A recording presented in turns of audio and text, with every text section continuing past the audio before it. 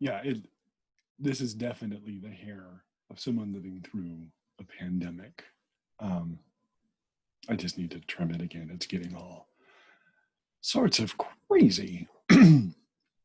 Also, let's just talk about the elephant in the room. Oh, hi. This is Mike Bevel. This is Footnotes. We're reading Middlemarch. I'm reading Middlemarch. Maybe you're listening to Middlemarch. That counts as reading. The elephant in the room is I appear to be wearing a Pink Floyd t-shirt, and I am wearing a Pink Floyd t-shirt, but I'm wearing it inside out, and it just won't fade. And I bought it years ago at the beach because I just needed like a super duper cheap beach t-shirt. I don't go in the water very often, or well, my body's not a swimmer's body, which is ironic because I do carry blubber like an elephant seal. Anyway, we're here to read Middlemarch. We're up to chapter 5, and I think we're up to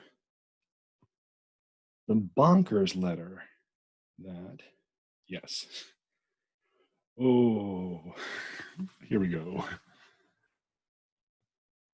You ready? Hi. Actually, you know what makes it easier for me is if I go like that, and I go like this, and then I know to look. Hi. It's like I'm looking right at you.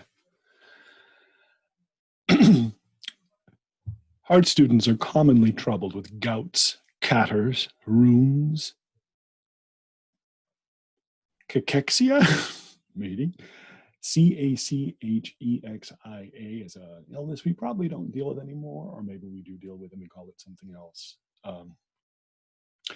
That's something we can briefly chat about before we even start, is there's a whole wealth of illnesses from the 19th century and earlier that we don't know what they were.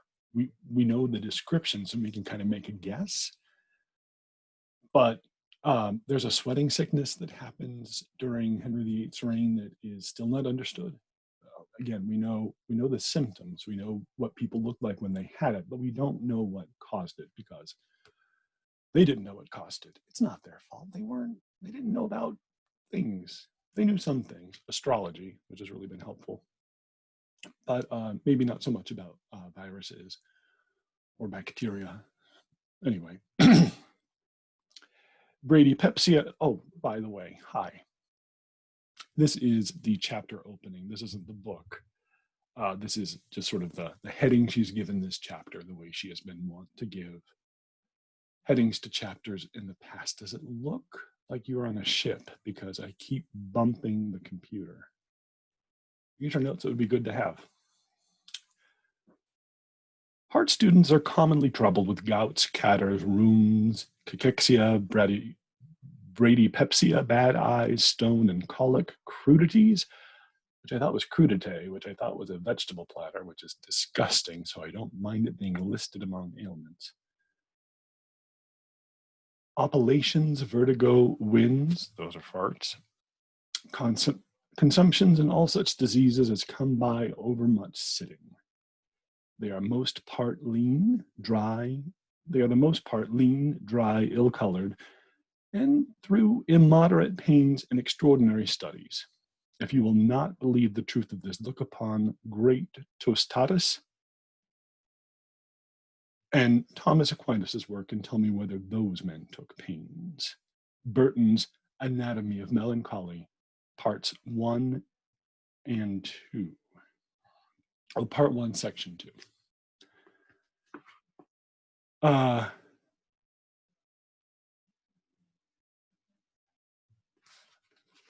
Yeah, I think for a second there I thought, are we on chapter 5? No, we are on chapter 5. This was Mr. Causabon's letter, because remember, he gave her a letter last chapter, last time we did this. My dear Miss Brooke, I have your guardian's permission to address you on a subject. My dear Miss Brooke, I have your guardian's permission to address you on a subject than which I have none more at heart. I am not, I trust, mistaken in the recognition of some deeper correspondence than that of date, in the fact that a consciousness of need in my own life had arisen contemporaneously with the possibility of my becoming acquainted with you. For in the first hour of meeting you, I had an impression of your eminent and perhaps exclusive fitness to supply that need. We've talked about Causabon kind of being a vampire before. Connected, I may say, with such activity of the affections as even the preoccupations of a work too special to be abdicated could not uninterruptedly dissimulate. And each succeeding opportunity for observation has given the impression an added depth by convincing me more emphatically of the fitness which I had preconceived, and thus evoking more decisively those affections to which I have but now referred. This letter is not the letter in Persuasion, by the way, which is all romantic. My heart is half this and half that. And you can take my one thing, but not my other thing. That's Braveheart. That's not Persuasion. But it's not what Captain Wentworth would send to Anne Elliot. Yeah, this is a tough love letter. And each succeeding opportunity for observation has given the impression an added depth by convincing me more emphatically of that fitness which I had preconceived, and thus evoking more decisively those affections to which I have but now referred. Our conversations have, I think, made sufficiently clear to you the tenor of my life and purposes, a tenor unsuited, I am aware, to the commoner order of minds. But I have discerned in you an elevation of thought and capability of devotedness, which I had hitherto not conceived to be compatible either with the early bloom of youth or with those graces of sex that may be said at once to win and to confer distinction when combined, as they notably are in you, with the mental qualities above indicated. So, back at the top of that sentence, I have discerned in you an elevation of thought and a capability of devotedness. So Harold Bloom, who is now dead, rest his soul, rest in power, that guy was disgusting, told Naomi Wolf that she had the air of election about her. And because he was trying to get into her pants. He tried to get into a lot of people's pants. And then, yeah, it's just men in power. And so I love that that is accidentally referenced here, and that the word bloom appears in that sentence. Isn't that serendipitous? Isn't that crazy the way the universe folds itself? It was, I confess, beyond my hope to meet with this rare combination of elements, both solid and attractive, adapted to supply aid in graver labors and to cast a charm over vacant hours. And but for the event of my introduction to you, which, let me say again, I trust not to be superficially coincident with foreshadowing needs, but providentially related thereto as stages towards the completion of a life's plan, I should presumably have gone on to the last without any attempt to lighten my solitariness by a matrimonial union. What he's saying is, I'm old, I'm going to die, I'm glad I found you in time, I hope you understand that. Like you happened to come into my life when I needed you, not necessarily when you needed me.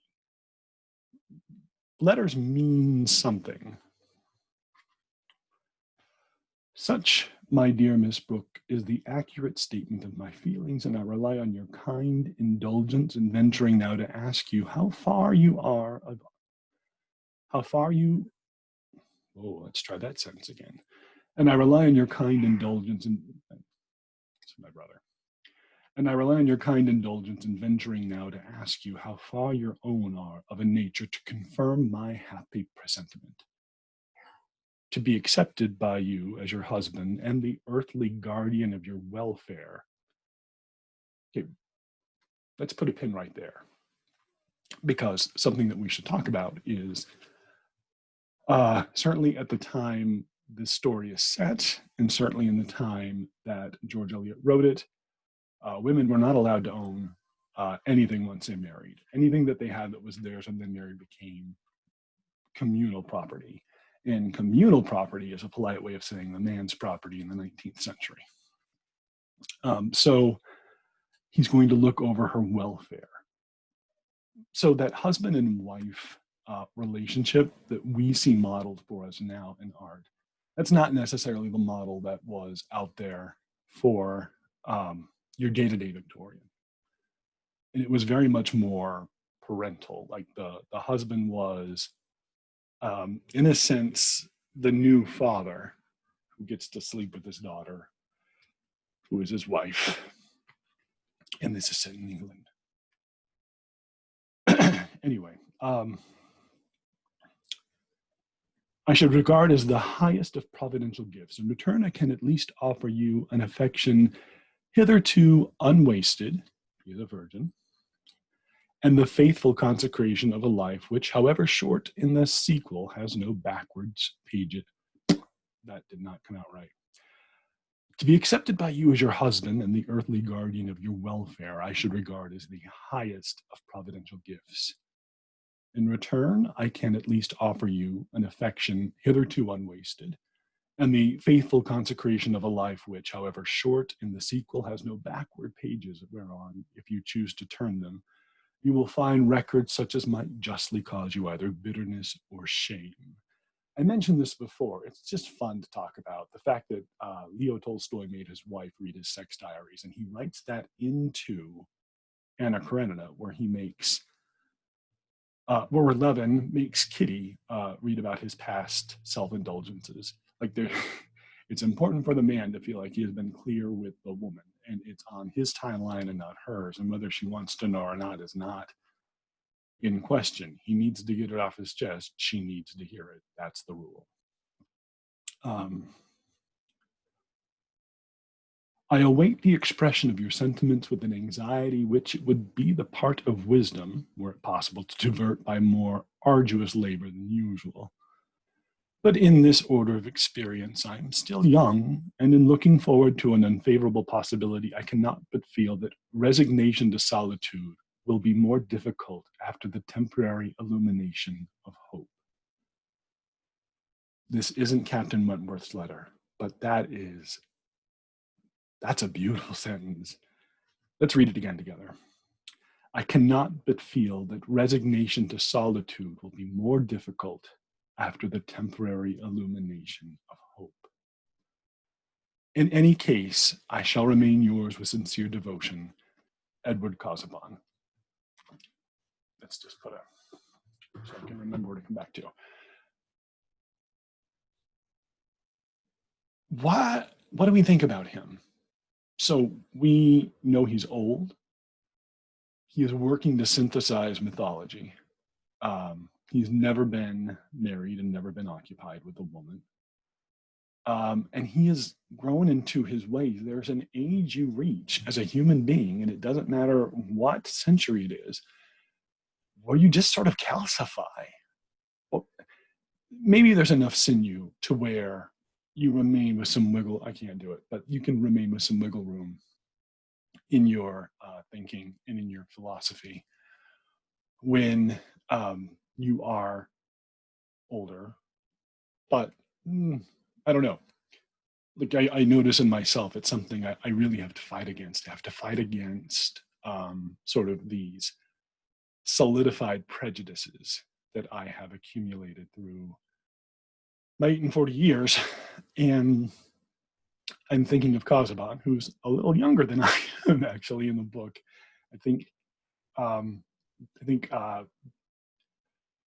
Mr. Brooke, the uncle, says something like he's 5 and 40 or something like that. So I'm a little older than Causabon, and I feel like I could, if I were to marry a woman, which I'm not. I'm married to a wonderful man. I have no chance. I have no plans on changing that. But yeah, I mean, I feel like I would be. But also, it's different, right? Like age is different. We are different older people. 48 used to look 48, and now 48 really looks like 30s because we are grasping onto whatever we can to remain relevant and to remain noticed. Anyway, little side essay. as they say in the biz. They don't say that in the biz. I don't know what biz would say that. I cannot but feel that resignation to solitude will be more difficult after the temporary illumination of hope. In any case, I shall remain yours with sincere devotion, Edward Causabon. Oh, we learned his first name, Ed. Old Eddie. Dorothea trembled while she read this letter. Then she fell on her knees, buried her face, and sobbed. She could not pray. Under the rush of solemn emotion in which thoughts became vague and images floated uncertainly, she could but cast herself with a childlike sense of reclining in the lap of a divine consciousness which sustained her own.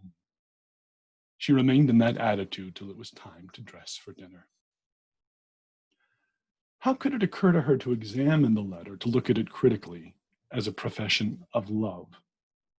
Her whole soul was possessed by the fact that a fuller life was opening before her. She was a neophyte about to enter on a higher grade of initiation.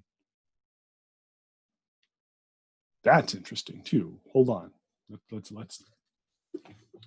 What else are you doing if you're watching this? You're watching the camera go back and forth. I'm so sorry. I bought a gaming table. I'm 48. I bought a gaming table because it fit in my room, and that's where I have to be. This talk about initiation is very not Christian. It's very pagan. It's also kind of Gnostic. Gnostic is what I'm saying, not nasty. It's pagan and Gnostic, and requires devotees to perform certain functions to progress. So it's interesting that that's the language that's being used in Middlemarch at this time. Not the city of Middlemarch, but in the book Middlemarch. And this again is where George Eliot is sort of playing with the idea of Christianity and sort of examining what Christianity is and what it could be and how it works and how it doesn't. All right. How could it occur to her to examine the letter, to look at it critically as a profession of love? Her whole soul was possessed by the fact that a fuller life was opening before her. She was a neophyte about to enter on a higher grade of initiation. She was going to have room for the energies which stirred uneasily under the dimness and pressure of her own ignorance and the petty peremptoriness of the world's habits. Now, an interesting phrase in that sentence is she was going to have room for the energies. And Virginia Woolf writes that a woman just needs money and a room of her own. So again, books talk to each other sometimes over the centuries. And it's wonderful. I also think Virginia Woolf called Middlemarch a book for grown-ups. So that's also some high praise from Ginny. Now she would be able to devote herself to large yet definite duties. Now she would be allowed to live continually in the light of a mind that she could reverence. This hope was not unmixed with the glow of proud delight, the joyous maiden surprise that she was chosen by the man whom her admiration had chosen. And that is new too. So, yeah, I'm doing a lot of breaking here. It's fine. It is tough to marry in the 19th century for the middle class and above because we may have talked about this, so I may be repeating myself. Doesn't hurt to repeat yourself. I'm 48. It's what we do. And you weren't always allowed to marry the person you were in love with because marriage didn't fully become a romantic state of union fully until far later into the century. And in fact, into the early 20th century, marriages, and even to this day, I think marriages are often among the wealthy, marriages are looked at as ways of accumulating, amassing, assessing, and consolidating wealth. So, where did we leave off? All Dorothea's passion was transfused through a mind struggling towards an ideal life. Where did we read the phrase ideal life before? Did we read it in the prelude?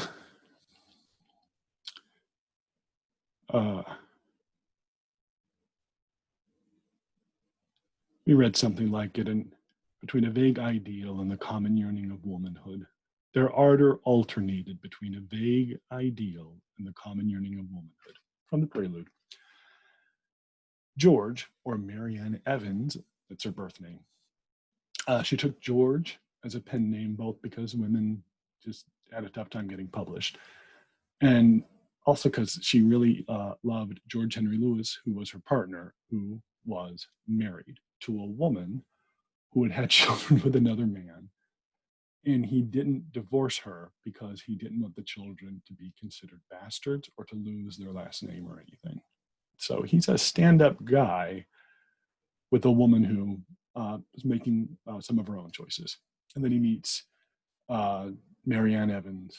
And in a way, I think you can think of George Henry Lewis as the Causabon to George Eliot's Dorothea, maybe, is a way to look at that.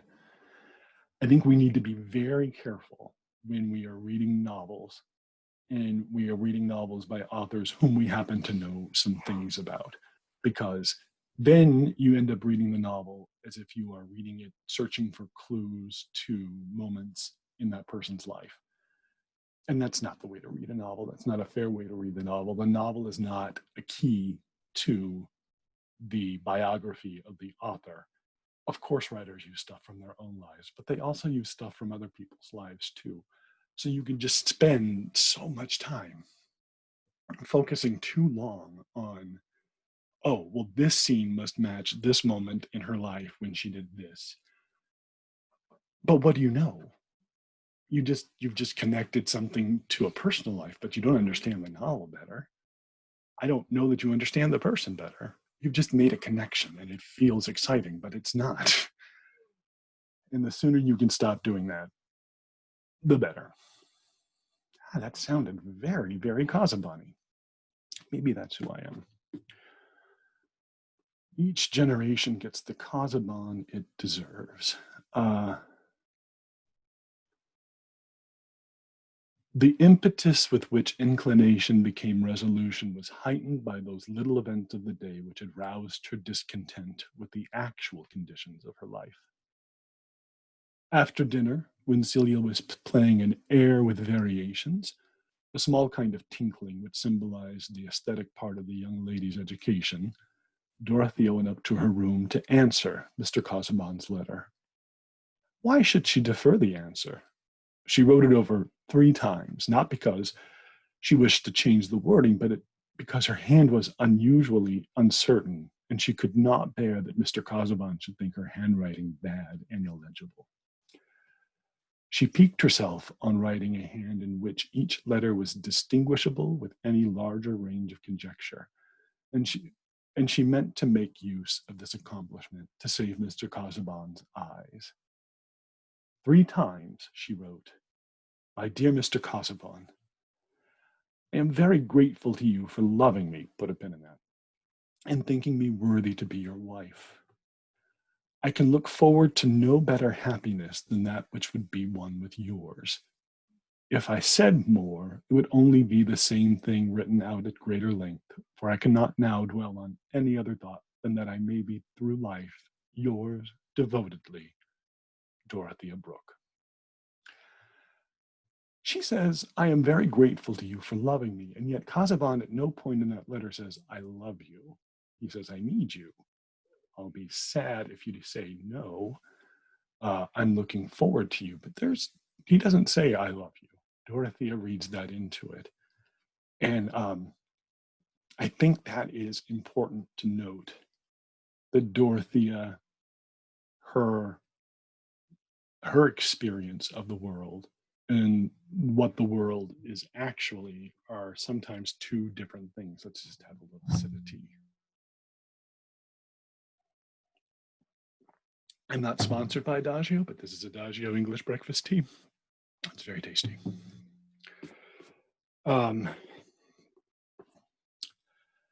Later in the evening, she followed her uncle into the library to give him the letter, that he might send it in the morning. He was surprised, but his surprise only issued in a few moments' silence, during which he pushed about various objects on his writing table and finally stood with his back to the fire, his glasses on his nose, looking at the address of Dorothea's letter. "Have you thought enough about this, my dear?" he said at last. "There was no need to think long, uncle. I know of nothing to make me vacillate. If I changed my mind, it must be because of something important and entirely new to me." "Then you have accepted him. Then Chettam has no chance. Has Chettam offended you? Offended you, you know. What is it you don't like in Chettam?" "Uh, there is nothing that I like in him," said Dorothea, rather impetuously. Mr. Brooke threw his head and shoulders backward as if someone had thrown a light missile at him.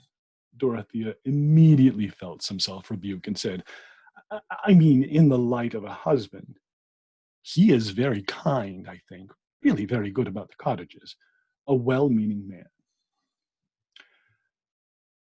But you must have a scholar, and that sort of thing. Well, it lies a little in our family. I had it myself, that love of knowledge and going into everything a little too much. It took me too far, though that sort of thing doesn't often run on the female line, or it runs underground like the rivers in Greece. You know, it comes out in the sons. Clever sons, clever mothers. I went a good deal into that at one time. However, my dear, I've always said that people should do as they like in these things up to a certain point. I couldn't, as your guardian, have consented to a bad match, but Causabon stands well, his position is good. I am afraid Chettam will be hurt, though, and Mrs. Cadwallader will blame me. That evening, of course, Celia knew nothing of what had happened. She attributed Dorothea's abstracted manner and the evidence of further crying since they had got home to the temper she had been in about Sir James Chettam and the buildings, and was careful not to give further offense. Having once said that what she wanted to say, Celia had no disposition to recur to disagreeable subjects. It had been her nature when a child never to quarrel with anyone, only to observe with wonder that they quarreled with her and looked like turkey cocks. Whereupon she was ready to play at cat's cradle, and then whenever they recovered themselves. Wait, let me try that again. I don't think I read that sentence right. It had been her nature when a child never to quarrel with anyone, only to observe with wonder that they quarreled with her, and looked like turkey cocks. Uh, Not what you're thinking. Turkey cocks is hyphenated, just male turkeys who would have a penis. It had been her nature when a child never to quarrel with anyone, only to observe it. Oh, I'm going to read that 19 times, aren't I? Unless I can remember. Whereupon she was ready to play at cat's cradle with them whenever they recovered themselves. And as to Dorothea, it had always been her way to find something wrong in her sister's words, though Celia inwardly protested that she always said just how things were and nothing else. She never did and never could put words together out of her own head. But the best of Dodo was that she did not keep angry for long altogether. Celia put by her work, intending to go to bed, a proceeding in which she was always much the earlier. Oh, yeah, it's a good thing you are not paying money and I am not a professional, because now, though they had hardly spoken to each other all the evening, were reading it again. Yet when Celia put by her work, intending to go to bed, a proceeding in which she was always much the earlier, Dorothea, who was seated on a low stool, unable to occupy herself except in meditation, said, with the musical intonation which in moments of deep but quiet feeling made her speech like a fine bit of recitative, "Celia, dear, come and kiss me," holding her arms open as she spoke. Celia knelt down to get the right level and gave her little butterfly kiss, while while Dorothea encircled her with gentle arms and pressed her lips gravely on each cheek in turn. "Oh, don't sit up, Dodo. You are so pale tonight." "Go to bed soon," said Celia in a comfortable way, without any touch of pathos. Pathos. Pathos, pathos. Let's call the whole thing off. "No, no, dear, I'm very, very happy," said Dorothea fervently. "So much the better," thought Celia. But how strange Dodo goes from one extreme to the other. Is Dodo manic depressive the way your old friend Mike Bevel is? I don't know. Diagnosing fictional characters with mental illnesses is unethical, and you don't have the training for it. And you're only getting the narrator's point of view. So you might know more about how the writer thinks about things. That's where you can find the writer. Not so much in the biographical details, but in the philosophical arguments.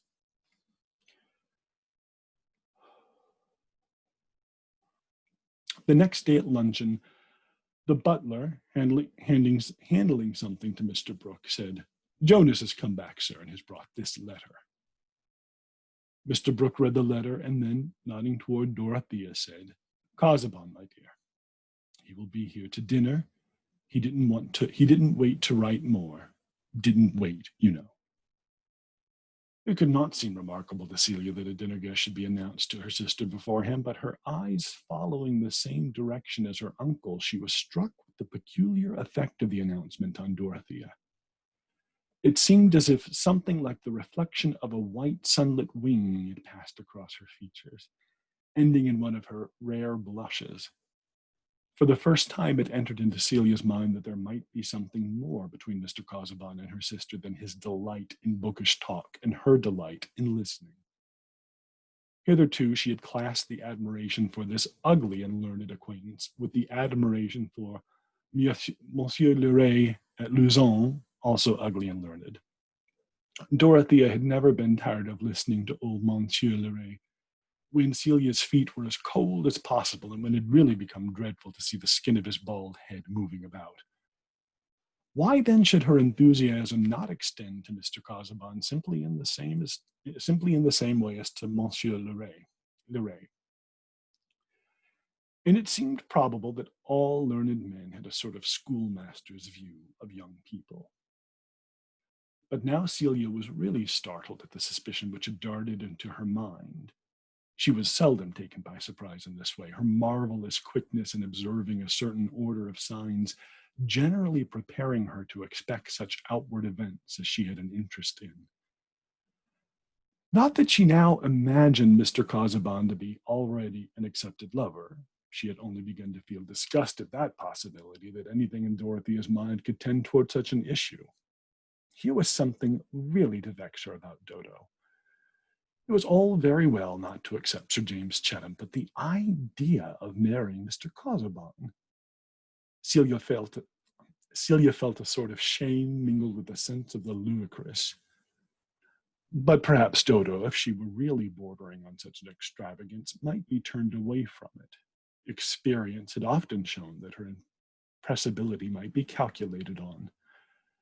The day was damp, and they were not going to walk out, so they both went up to their sitting room, and there Celia observed that Dorothea, instead of settling down with her usual diligent interest to some occupation, simply leaned her elbow on an open book and looked out of the window at the great cedar silvered with the damp. Let's try that again. Take two.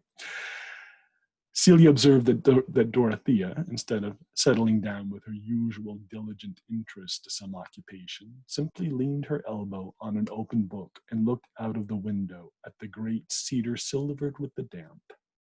She herself had taken up the making of a toy for the curate's children, and she was not going to enter on any subject too precipitately. Dorothea was, in fact, thinking that it was desirable for Celia to know of the momentous change in Mr. Causabon's position since he had last been in the house. It did not seem fair to leave her in ignorance of what could necessarily affect her attitude towards him. But it was impossible not to shrink from telling her. Dorothea accused herself of some meanness in this timidity. It was always odious to her to have any small fears or contrivances about her actions.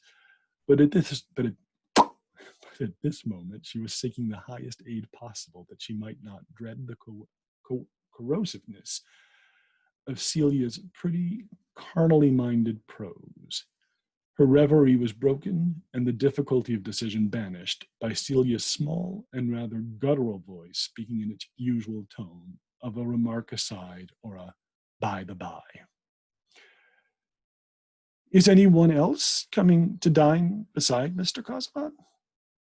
Not that I know of. Oh, I hope there is someone else. Then I shall not hear him eat his soup so. What is there so remarkable about his soup eating? Really, Dodo, can't you hear how he scrapes his spoon? And he always blinks before he speaks. I don't know whether Locke blinked, but I'm sure I am sorry for those who sat opposite to him if he did. Celia, said Dorothea with emphatic gravity, pray don't make any more observations of that kind. Why not? They are quite true. Returned Celia, who had her reasons for persevering, though she was beginning to be a little afraid. Many things are true which only the commonest minds observe. Well, then I think the commonest minds must be rather useful. I think it is a pity Mr. Causabon's mother had not a commoner mind. She might have taught him better. Celia was inwardly frightened, but ready to run away now she had hurled this light javelin. Dorothea's feelings had gathered to an avalanche, and there could be no further preparation. It is right to tell you, Celia, that I am engaged to marry Mr. Causabon. Perhaps Celia had never turned so pale before. The paper man she was making would have had his leg injured but for her habitual care of whatever she held in her hands. She laid the fragile figure down at once and sat perfectly still for a few moments. When she spoke, there was a tear gathering. Oh, Dodo, I hope you will be happy. Her sisterly tenderness could not but surmount other feelings at this moment, and her fears were the fears of affection. Dorothea was still hurt and agitated. It is quite decided, then, said Celia, in an odd undertone. And Uncle knows. I have accepted Mr. Causabon's offer. My uncle brought me the letter that contained it. He knew about it beforehand. I beg your pardon if I have said anything to hurt you, Dodo, said Celia with a slight sob. She never could have thought that she could feel as she did. There was something funereal in the whole affair, and Mr. Causabon seemed to be the officiating clergyman about whom it would be indecent to make remarks. Never mind, Kitty. Do not grieve. We should never admire the same people. I often offend in something of the same way. I am apt to speak too strongly of those who don't please me. In spite of this magnanimity, Dorothea was still smarting, perhaps as much from Celia's subdued astonishment as from her small criticisms. Of course, all the world round Tipton would be out of sympathy with this marriage. Dorothea knew of no one who thought as she did about life and its best objects. Hold on. There's a note, but it's for further down. Nevertheless, before the evening was at an end, she was very happy. In an hour's tete-a-tete with Mr. Causabon, she talked to him with more freedom than she had ever felt before, even pouring out her joy at the thought of devoting herself to him and of learning how she might best share and further all his great ends. Mr. Causabon was touched with an unknown delight, what man would not have been, at this childlike, unrestrained ardor. He was not surprised, what lover would have been, that he should be the object of it. My dear young lady, Miss Brooke, Dorothea, he said, pressing her hand between his hands. This is a happiness greater than I had ever imagined to be in reserve for me. That I should ever meet with a mind and person so rich in the mingled graces which could render marriage desirable was far indeed from my conception.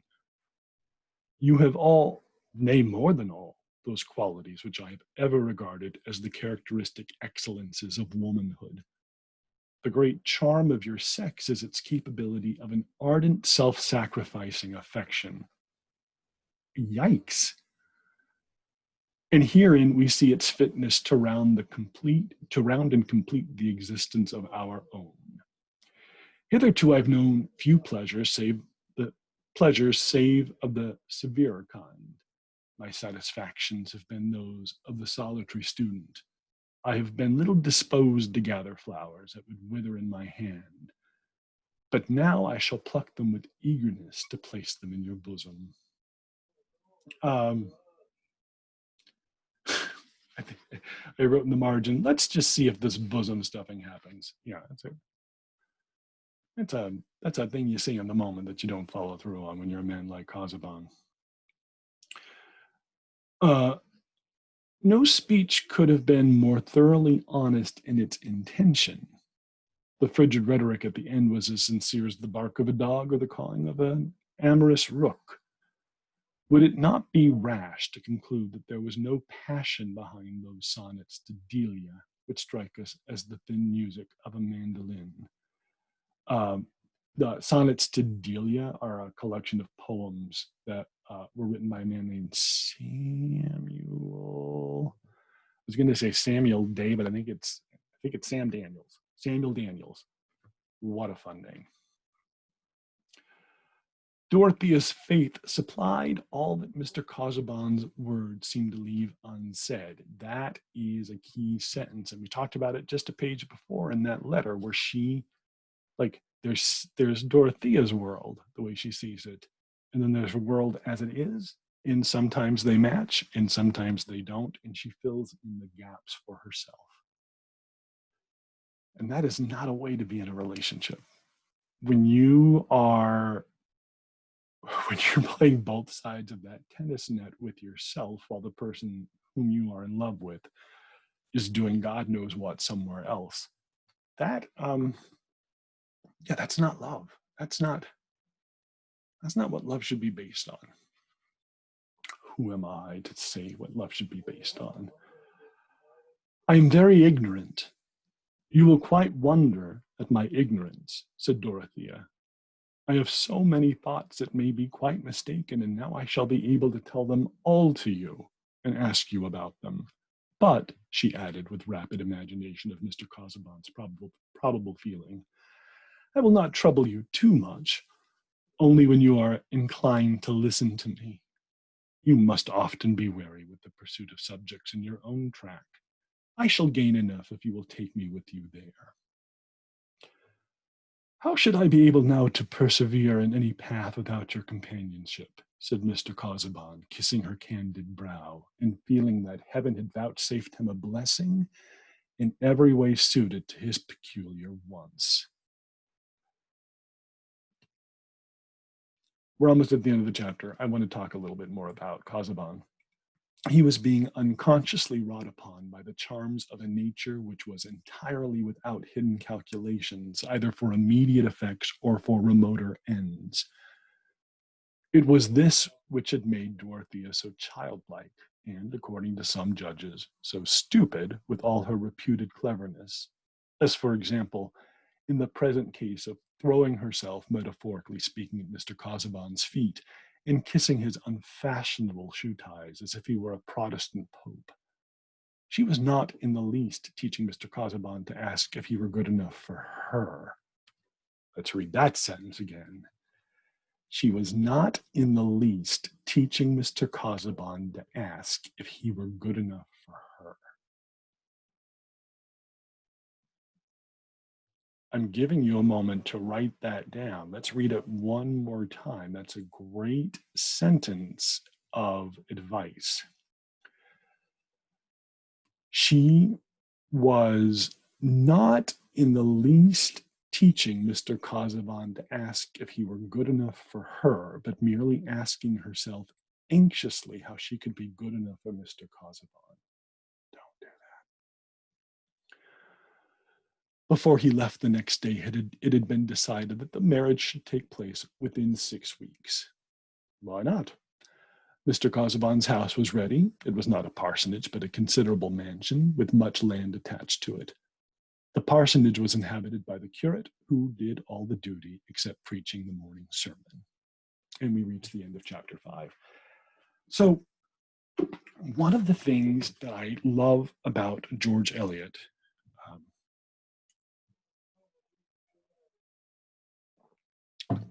is I think she is,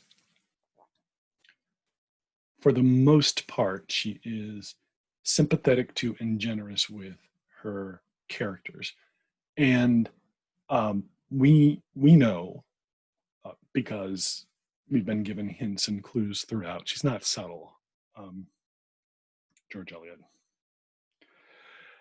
We've been given clues that this isn't a super great match, but we also know that there is some feeling that Causabon has for Dorothea.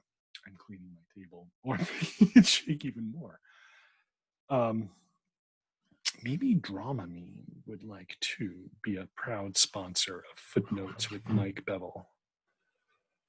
I could have waited to do that. I don't know why I did that now, because it was bothering me now. But let's talk about Causabon. He's not a bad man. He's just not good for Dorothea. And he does love her. I think he does love her.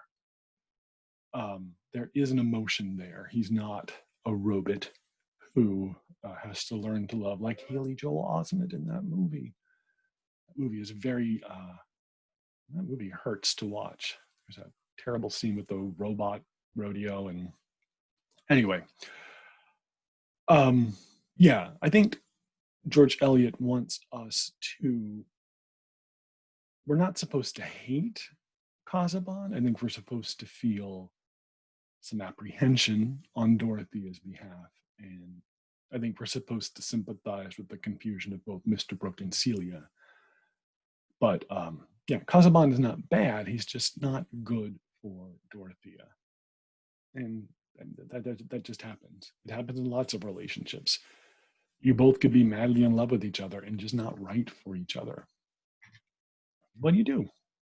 You divorce. No, I don't know. Okay. I'm your friend, Mike Bevel. I'm so glad to see you. I will do chapter 6 tomorrow, and we'll just keep going. How many pages are we right now? Before I was worried we were only 15 pages. Now we are 33. We are half again as far as the last time. Math. All right, and now we do that awkward thing where I try to find how to leave this while maintaining eye contact the whole time. Thanks.